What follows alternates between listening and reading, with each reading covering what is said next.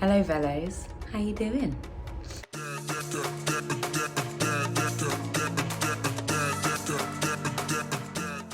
Welcome back to Chateau Velo.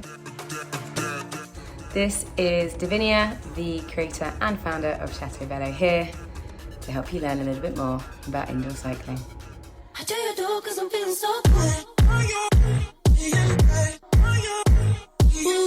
When you're looking at workouts online, you're probably thinking, what's it all about? Are there really that many different things that people do in indoor cycling? The answer is yes, but generally speaking, when we're looking at workouts, they're going to have goals focused on 4 main things.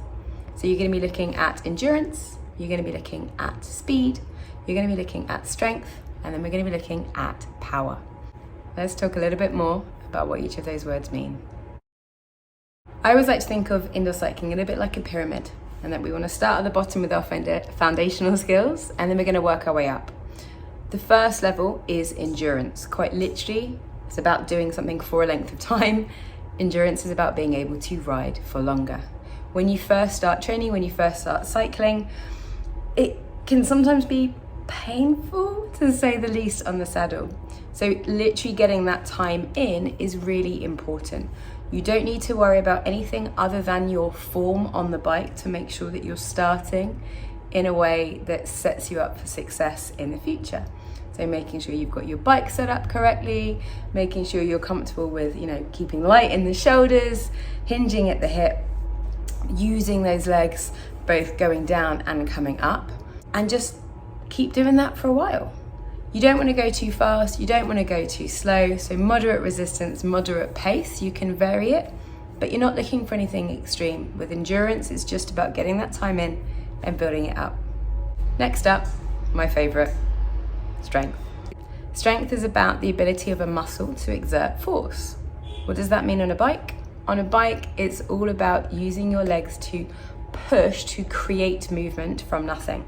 They are having to use energy to generate force to get things moving. So when we are talking about a strength workout or building strength on a bike, we are increasing the resistance, making it heavier, harder for us to be able to pedal, and then that's going to help to get stronger. Now, it's not just your legs that get stronger through indoor cycling. You also build a nice strong core, because all of that stability and balance you need to be on the bike, that's you working those muscles as well. 3, we have speed. Now, this is something that lots of people try to do from the beginning, going really, really fast on a bike. My personal recommendation would be, don't. When you're pedaling at speed, you are potentially going to lose control of the bike. Unlike a normal outdoor bike, the indoor studio bikes have a weighted wheel. What that means is it can keep moving even when you're not pedaling. That's why we've got that really important brake that we have to use. We cannot just stop moving our legs. It will just keep going.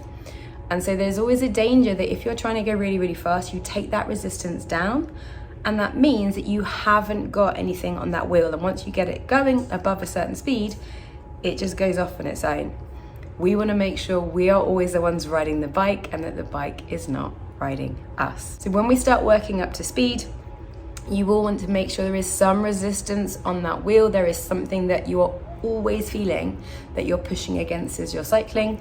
And it's like, even if you were on a flat road, you'd be able to feel the road, you'd be able to feel a little bit of wind as you were going along. So it's important that there's always a little something there. Building up to speed, you can do drills, but you're not going to be going really fast for a long period of time. They tend to be kind of shorter. Accelerations, surges, sprints, these are all the sorts of things that you would see when you're working on your speed. Last up, we have power. Power is a combination of 2 factors. It is the crossover between strength and speed.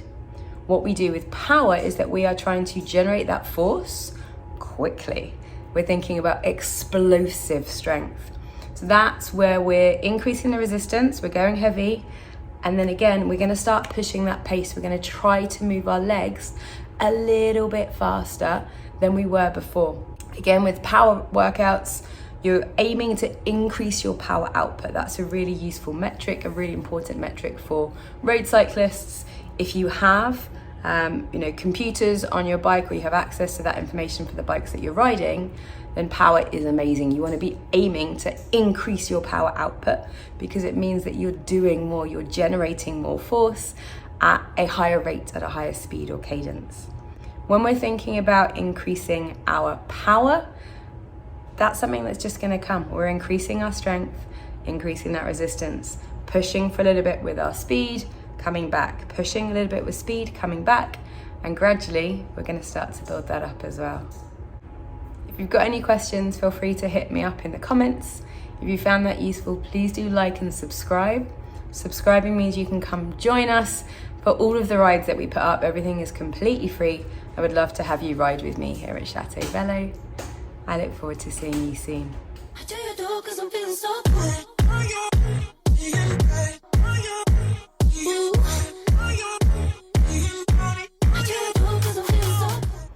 Hey, can you stop?